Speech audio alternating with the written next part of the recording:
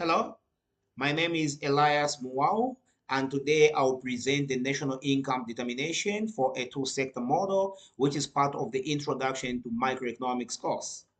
This presentation is a step-by-step, example on how to solve or, calculate national income for a given economy. Follow me as I present the task.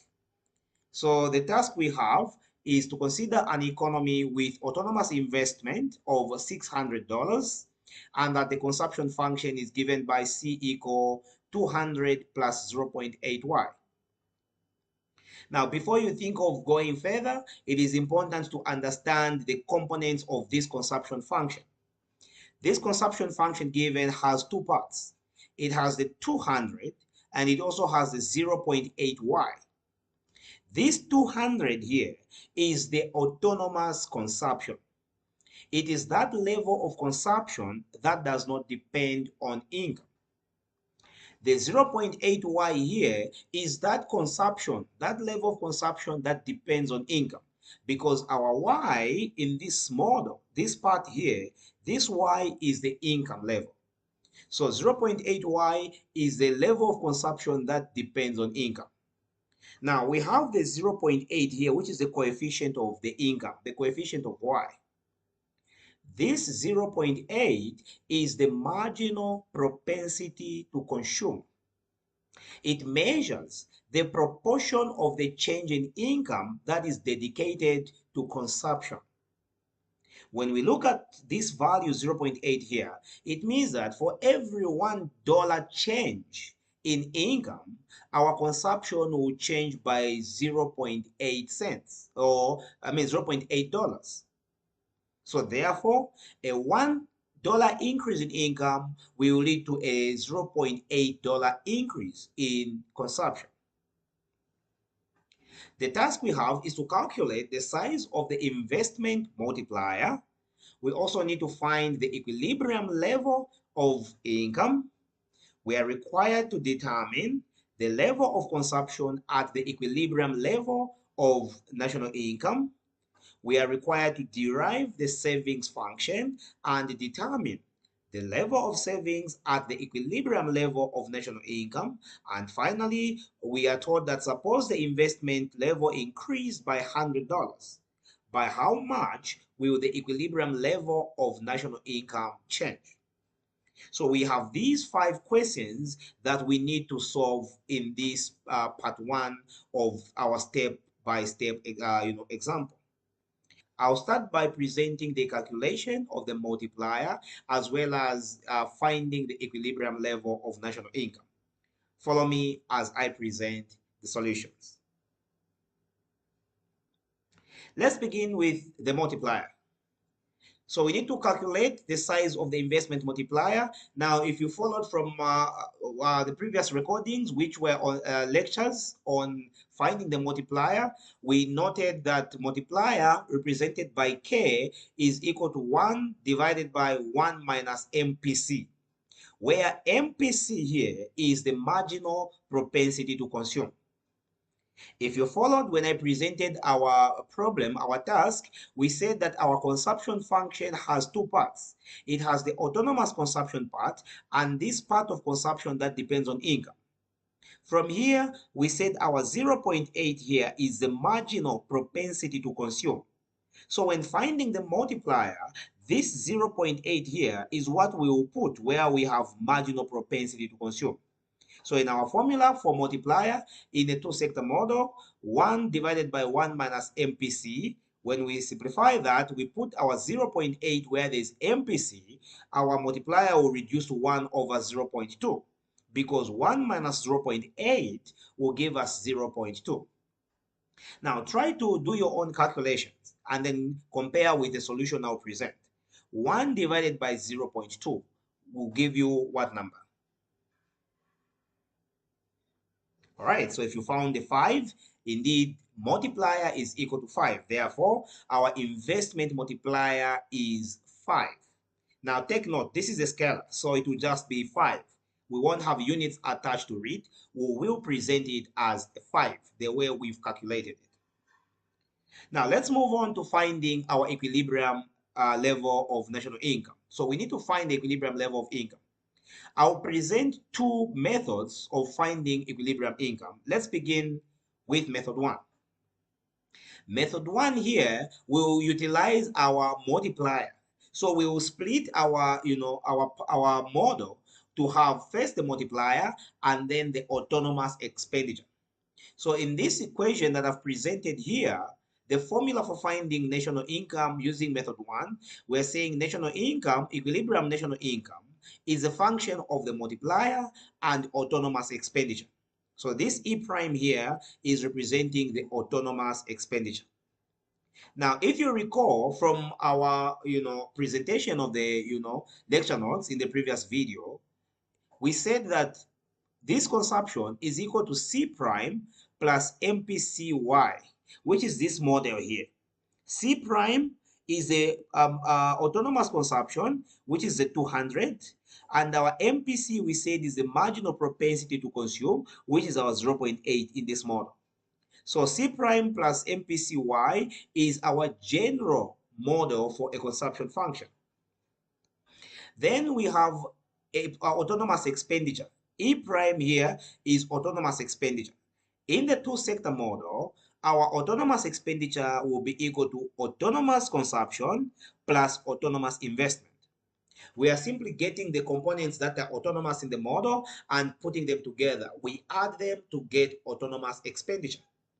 So if you followed, our autonomous consumption is 200 and our autonomous investment is $600. So when we add these two, 200 plus 600, our autonomous expenditure will equal $800. Now, we're saying that equilibrium level of national income is equal to multiplier times autonomous expenditure. Our multiplier is 5 and our autonomous expenditure has been found to be 800. So 5 multiplied by $800 will give us $4,000. Therefore, our equilibrium level of national income is $400.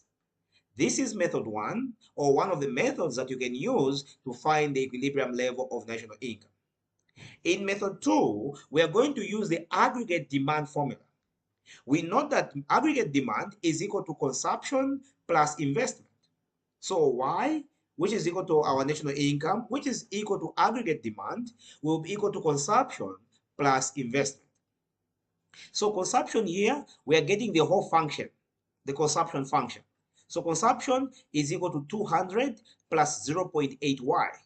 Investment is 600. When we substitute the components of consumption and components of investments, what we have is that y is equal to 200 plus 0.8y.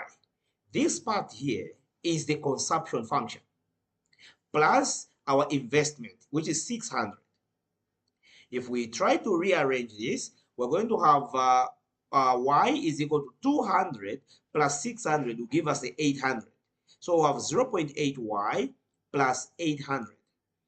Now take note, we need to collect like terms, so our 0.8y will move to the other side of the equation. When we do that, our 0.8y will become negative.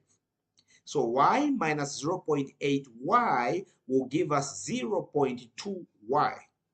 Take note, our right-hand side has not been affected because we've already put the like terms together, we've already added the constants. So 0.2y is equal to 800. For us to get our y, recall from our previous presentations, we said we divide by the coefficient of y, 0.2. If you divide by 0.2, our y will be equal to 800 divided by 0.2. And when you divide 800 divided by 0.2, you have equilibrium income, which is equal to 4,000. Therefore, our equilibrium level of national income is 4,000, both using method 1 and method 2. It is up to you to pick the method that will work best for you. All you need is to understand how each of these methods is, how we come about with each of these solutions using the two methods. Part 3 of the questions was asking us to determine the level of consumption at the equilibrium level of national income. So again here, I'll present two methods that you can use to find your level of consumption in this economy at the equilibrium level of national income. Let's start with method 1, which is going to utilize the function.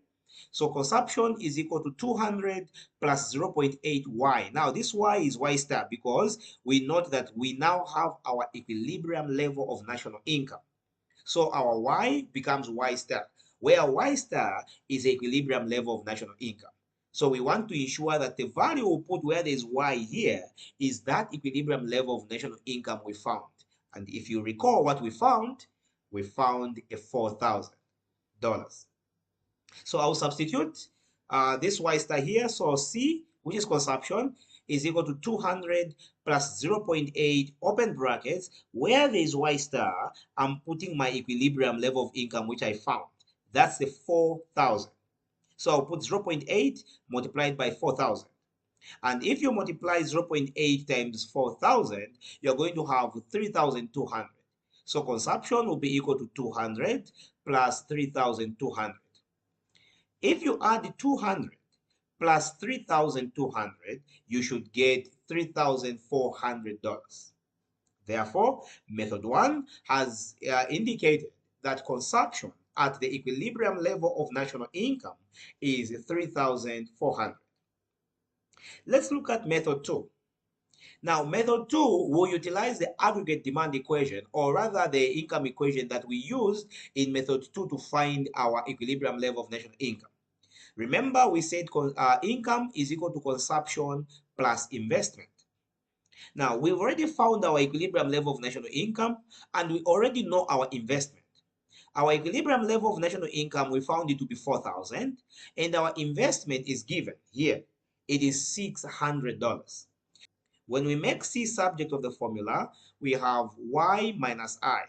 Y is the equilibrium level of national income, and I will be the investment. Since we already have Y, we substitute. Where there is Y, we put the equilibrium level of national income that we found, the 4,000. And where there is I, we put the 600 autonomous investment that we're given here. And when we subtract 4,000 minus $600, consumption will equal $3,400. So method 1 and method 2 have both given us $3,400 as the level of consumption at the equilibrium level of national income of $4,000. Let's move on to deriving the savings function, and then we determine the level of savings at the equilibrium level of national income. So the first part, this part here, I want to use it to derive the savings function, and the other part here, I want to use it to, finding the level of savings at the equilibrium level of national income. Now, if you recall from the video where I provided a lecture on how to derive the savings function, we said that in an economy, the income that consumers get, the income that households get in a two-sector model will be used either to consume or to save or to do both. Therefore, our income will be used for consumption or the savings. So they either use it for consumption or save, or both consumption and save. Therefore, when we make S subject of the formula here, which is our savings will equal income minus consumption. Take note, our consumption is given here. This is our consumption function, 200 plus 0.8y. So where there is C in this equation, we're going to put 200 plus 0.8y. Doing that, our savings will equal income minus, so I'll put this in brackets to ensure that I take care of the signs. So open bracket 200 plus 0.8y. What I've put here, this is the consumption for this economy. If we open the brackets, we have y minus 200, and this part also will tend to minus because positive times negative will be negative. So negative 200 minus 0.8y. So this sign here, negative times positive, will be negative. minus 0.8y. From here, we can put like terms together. Y and the negative 0.8y are like terms. So our savings will equal negative 200 plus y minus 0.8y. And when you simplify this, our savings function therefore will be equal to 200, negative 200 plus 0.2y. This is our savings function. Now, we are also asked to find the level of savings at the equilibrium level of national income. I'll present one method here, but I'll simply explain the other method that you can actually use to find the savings at the equilibrium level of national income. All right, so let's find the level of savings. So savings, we found the function to be negative 200 plus 0.2y. Where there is y here, we'll put our equilibrium level of national income, which is 4,000. So I'm putting $4,000 there, and this will be negative 200 plus 0.2 times 4,000. 0.2 times 4,000 will be 800. So our savings will be equal to negative 200 plus 800, which when you simplify, our savings will be equal to $600. So one method is simply to get the savings function and substitute the income that you obtained into the function. The other method is to come back to this income equation here. We know that income is equal to consumption plus savings. So we know that income is $4,000 and consumption is $3,400. When we substitute here where we are, we already have our income, 4,000. We already have our consumption, 3,400. 4,000 minus 3,400 will also give you the 600. The other method is to note that in equilibrium, savings is equal to investment. So if our investment is equal to $600 and we're talking about the equilibrium level of national income, we want to determine savings at that level, then our savings will equal the $600. Let's move on to the last part, part 5. Suppose that investment increased by $100. By how much will equilibrium level of national income change? Now here, we need to be very conscious. We need to remember that what has changed here is autonomous investment. Investment has actually increased. We want to know by how much will our equilibrium income change due to this $100 change in investment. If you recall from the lecture I provided, we said that change in equilibrium level of national income will be equal to multiplier times the change in autonomous expenditure. In this case, the autonomous expenditure part that has changed is the investment. So change in income will equal multiplier times the change in investment. From here, we note that our multiplier is 5, and we are told that the change in investment is $100. So change in income will equal 5 multiplied by $100. When we simplify that, our change in income will equal $500. So when we substitute here, we said change in y will equal 5 times $100, and simplifying this will give us $500. Therefore, equilibrium income will change by $500. The other way to do this is to note that change in income is equal to the new income level minus the old income level. We already know the old income level is $4,000. What we need to know is a new income level, which means then we need to come back to this equation that we had earlier on. New income will equal consumption plus investment. Remember the initial one we had, we said income is equal to consumption plus investment because that's the aggregate demand equation. Now, this time around, investment has two parts. There's the old investment of 600 plus the change in investment of $100. That's the reason why I'm putting investment plus change in investment. This is to take care of the additional $100. Simplifying this will give us 200 plus 0.8y plus 700. This part is 700. We can get the two constants together, our y, and then get this 0.8 to the other side of the equation. Our y will minus 0.8y will be equal to 900. So I've gotten this 0.8y and then moved it to the other side of the equation. It will become negative. I've gotten this 200 and 700 added together to get the 900.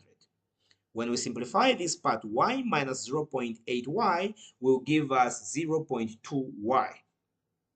And when we look at these two, 0.2y divided by 0.2y, 0.2 divided by 0.2 will be 1, and 900 divided by 0.2 will give us 4,500. Therefore, our new equilibrium income, given that investment has increased by 100, taking it to 700, our new level of equilibrium income will be 4,500.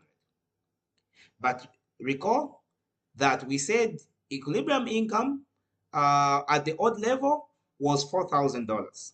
So using our equation, changing income is equal to new income minus odd income. When you substitute 4,500 and the $4,000 here, what we get is $500. Therefore, equilibrium income will change by $500 for an increase in investment of $100. Our equilibrium income will increase by $500 for an increase in investment of $100. All right, so thank you so much for watching. If you have questions, you can call or send a WhatsApp message to the number showing on your screen, or better still, you can send an email to muauelias@gmail.com. Please follow the next video, which is showing part 2 of a two-sector model.